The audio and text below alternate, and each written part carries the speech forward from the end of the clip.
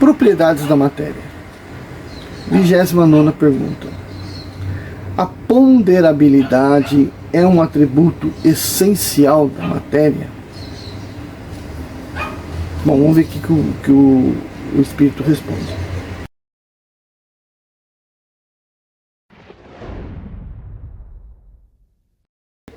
Da matéria como entendeis, sim, mas não da matéria considerada como fluido universal. A matéria etérea e sutil que forma esse fluido é imponderável para vós, e nem por isso é menos o princípio da vossa matéria pesada. Aí o Kardec está completando: a gravidade é uma propriedade relativa, fora das esferas de atração dos mundos não há peso, do mesmo modo que não há nem acima nem embaixo. Então, rapidinho aqui, só comentando, quando a gente fala ponderabilidade, a gente está dizendo que a gente está dando peso a alguma coisa, certo? Por exemplo, quem não passou pelas provas ponderadas, né? Então, a primeira prova, pelo grau de dificuldade, valia 10. A segunda era mais fácil, né? Dava para pesquisar, sei lá o que, tinha peso 5. A terceira nota era uma chamada oral, de pouca importância, era pontual, então o peso dela era 2. E aí o que fazia? De acordo com a nota que o aluno tira, multiplica-se por aquele peso para se ter a nota. Soma tudo e faz a média ponderada. Divide-se pelos pesos a soma dos pesos das notas. Tá bom. Então isso é só para dizer o que é a ponderação. Aí como nós ponderamos a matéria? Erradamente, a gente usa para ponderar a matéria, na época, o peso. Tá? Então, por exemplo, eu pego um quilo de prego, pego 1 quilo de algodão, coloco numa balança, falo, as duas têm 1 quilo. Certo? Errado. Por quê? Porque se você coloca 1 quilo de algodão em cima da balança até chegar em 1 quilo, na verdade, a massa que tem ali é maior. Porque quando você coloca na balança para medir, você não está medindo apenas a ação da gravidade sobre o corpo, daquela massa de algodão sendo puxada para baixo. Você está medindo também o empuxo que o ar está fazendo, empurrando ele para cima. Então, como ele é bastante volumoso, o empuxo que ele sofre é bastante grande. Você pega um pouquinho de prego e coloca ali, o prego tem um volume pequeno, pouco ar está atuando sobre ele, então, portanto, ele não, o empuxo sobre ele é muito pequenininho. Então, o que você está medindo ali é mais a ação direta da gravidade, que é o que a gente vai chamar de peso, né? Mas o que a gente deveria estar medindo é a massa, né? A massa dessa matéria, tá bom? Então, sem a influência do meio no qual ele se encontra. Então, existem as balanças a vácuo, né? Então você coloca o objeto lá, tira o ar de dentro e aí você mede o peso real dele, ou seja, o peso que a gravidade está dando para ele naquele local. Lembrando que a massa vezes a gravidade aqui vai dar o peso, dependendo do valor da gravidade naquele local, vai ter um peso diferente. Tá? Então, já é muito complicado o nosso sistema de mensuração de massa, porque você tem a massa gravitacional, que é essa que nós estamos medindo, como você também tem a massa inercial, que aplica-se uma força sobre um corpo e vê o quanto esse corpo acelera com aquela força. A razão entre isso é a massa inercial do corpo. Então é uma outra maneira de medir. E mais tarde Einstein vai colocar a relação da massa com a energia que está nela. Ou seja, ele vai estar de alguma forma mensurando aquilo que se transforma em matéria daquilo que se transforma em eletromagnetismo, tá? Então essa relação das duas coisas que aparece na equação de Einstein é igual a mc quadrado.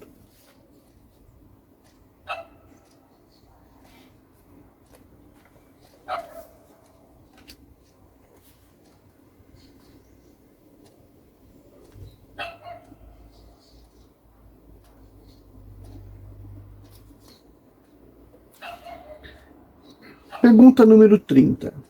A matéria é formada de um só ou de vários elementos?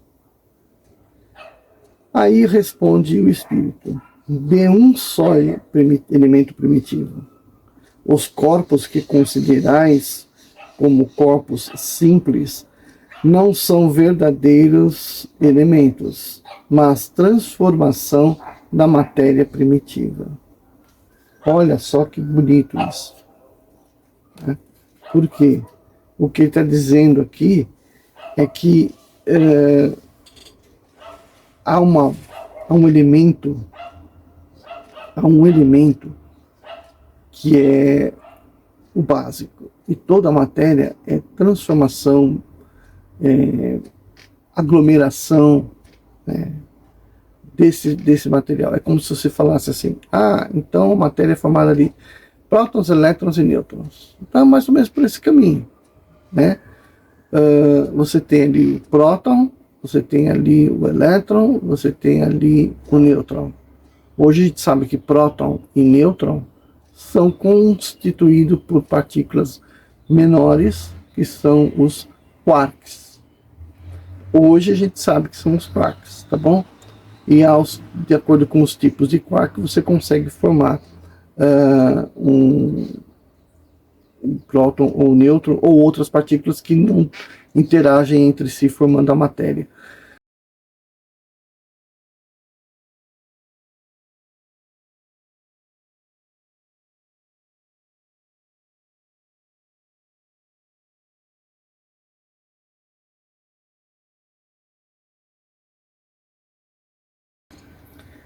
De onde provém, questão número 31, de onde provém as diferentes propriedades da matéria?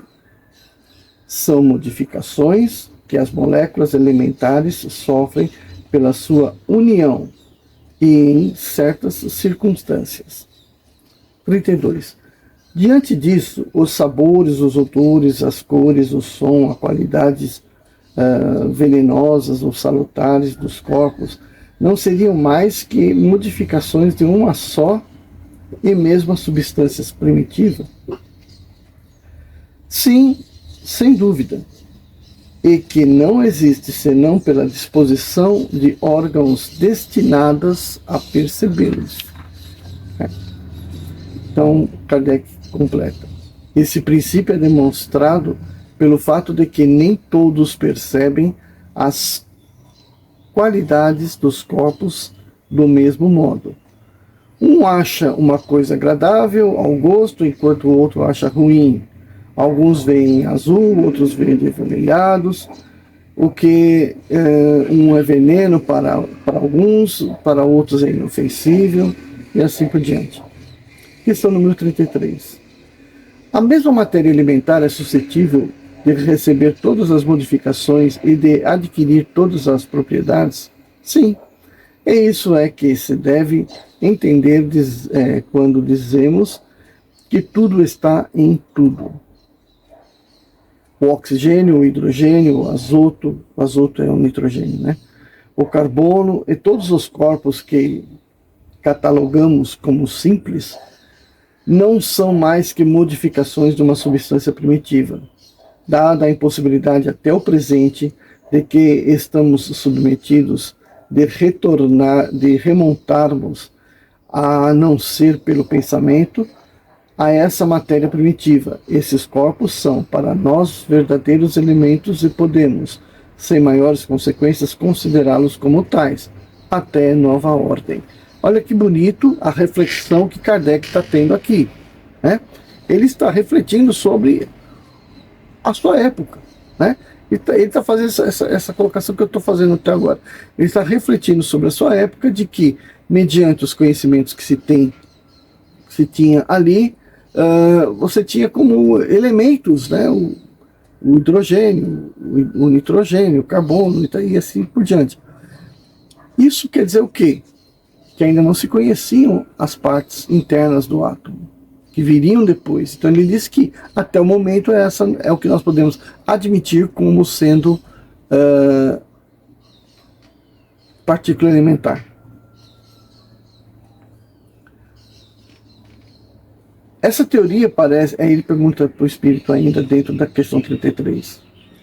Essa teoria parece dar razão à opinião daqueles que não admitem na matéria senão duas propriedades essenciais, a força e o movimento, e que pensam que todas as outras propriedades não são mais que efeitos secundários, variando segundo a intensidade da força e a direção do movimento.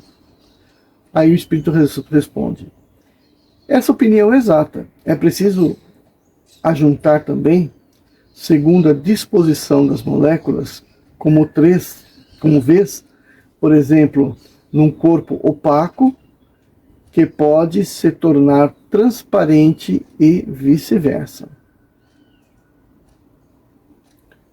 É muito bacana essa colocação também. A questão 34. As moléculas têm uma forma determinada? E o espírito responde: sem dúvida. As moléculas têm uma forma determinada, mas que não é para vós apreciável. Essa forma é constante ou variável? Constante para as moléculas elementares primitivas, mas variáveis para as moléculas secundárias, que não são mais que aglomerações das primeiras, porque o que chamais molécula está ainda distante da molécula elementar. Gente, olha aqui que negócio profundo, né? Então, já tinha química na época? Tinha. Mas os conhecimentos da química já estavam nesse nível? Obviamente que não. Mas o espírito já está colocando antecipadamente o que viria a ser a nossa evolução na química, a nossa compreensão, por exemplo, da matéria, né? E, portanto, as indústrias químicas que vieram, né, aí já no século XX. Vamos para espaço universal. São só duas perguntas. Pergunta 35. O espaço universal é infinito ou limitado? O que o espírito vai responder? Infinito. Suponho limitado, que haveria além, né? Se você supor que ele é limitado, o que tem além dele? Isso te confunde a razão. Bem o sei, e todavia tua razão diz que não pode ser de outro modo. Ele é como o infinito em todas as coisas. Não é a nossa pequenina esfera que podereis compreendê-lo. Aí o Kardec faz uma menção. Supondo-se um limite ao espaço, por mais distante que o pensamento possa conceber, a razão diz que, além desse limite, há alguma coisa, e assim, passo a passo, até o infinito. Porque se essa alguma coisa fosse o vazio absoluto, ainda assim seria espaço. Aí ele pega e pergunta: o vazio absoluto existe em alguma parte do espaço universal? E a resposta é: não. Nada é vazio. O que te parece vazio está ocupado por uma matéria que escapa aos teus sentidos e instrumentos. E aqui vale mais uma reflexão.